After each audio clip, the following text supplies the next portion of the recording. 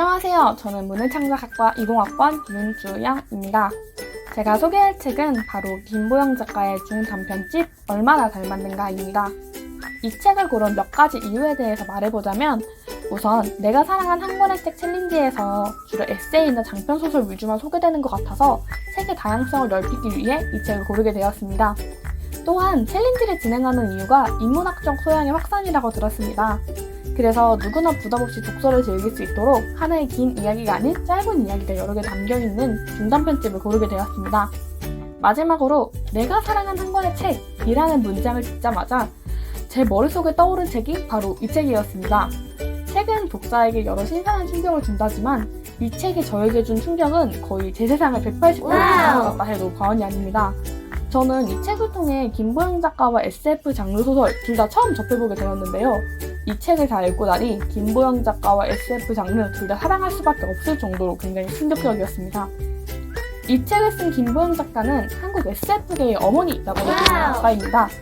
작가의 작품은 작가 특유의 섬세히 구축된 세계와 세상을 향한 날카로운 통찰력이 과학적 사실과 상상까지 섞여 현사의 문제점을 하나의 이야기로 매끄럽게 풀어내어서 읽는 독자의 머릿속에 어느샌가 문제의식이 자리 잡게 하고 있다는 특징이 있습니다.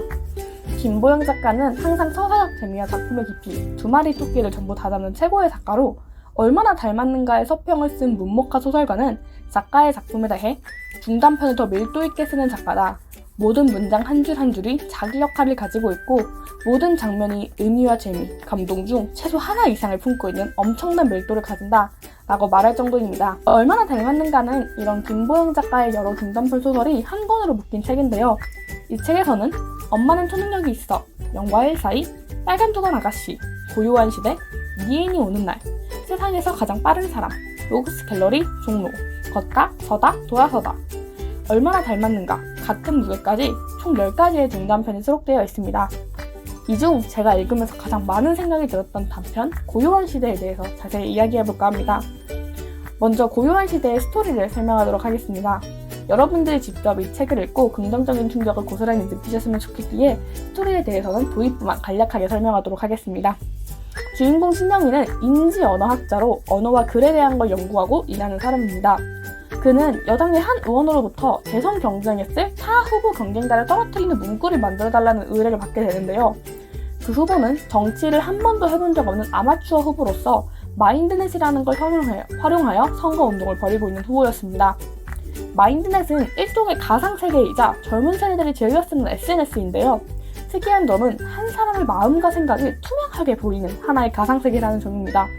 즉, 아마추어 후보자는 마인드넷을 통해 본인의 마음과 생각을 전부 드러냈다는 것이죠. 그래서 본인의 여과 없이 드러낸 이 후보자는 젊은 세대들에게 굉장한 지지를 받았고 총 지지율을 가반수를 넘을 만큼 압도적인 대통령 후보로 올랐습니다.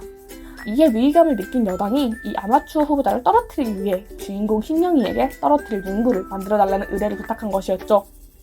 소설 속 시대는 기술의 발전으로 인해 마인드넷에 접속만 해도 자신의 머릿속이 전부 공개되고 공유되는 세상입니다. 즉, 언어가 더 이상 사람의 생각과 마음을 표현하는 수단이 아니게 된 세상이죠. 이러한 세상에서 인지언어학자인 주인공이 의뢰받은 문구를 고민하면서 떠올리는 여러 생각들이 읽으면서 참 많은 생각을 하게 만들었습니다. 예를 들어서 마음은 물이고 언어는 그릇이야. 물은 그릇에 따라 모양이 변하지. 남을 조롱할 땐 항상 조심해야 한다. 조롱받는 사람이 아니라 조롱하는 사람에게 나쁜 심상이 따라붙는다. 때로 경이스러울 정도로 바보스러운 사람이 선거에서 이기는 이유는 그래서다. 와 같은 문장에서 느끼게 되었습니다. 우리의 마음과 생각을 오류 없이 거의 명확하게 전달할 수 있는 매개체는 바로 언어뿐입니다. 그리고 우리의 마음과 생각을 바꾸고 뒤흔들어 놓는 것도 바로 언어죠. 언어의 거대한 힘과 치명적인 활용법을 이 소설을 통해서 더욱 깨달을 수 있었는데요. 또한 평소 바르지 못한 언어 생활을 반성하기도 하였고 언어가 주는 영향이나 이와 관련된 여러 일화들이 읽으면서 떠오르기도 하였습니다.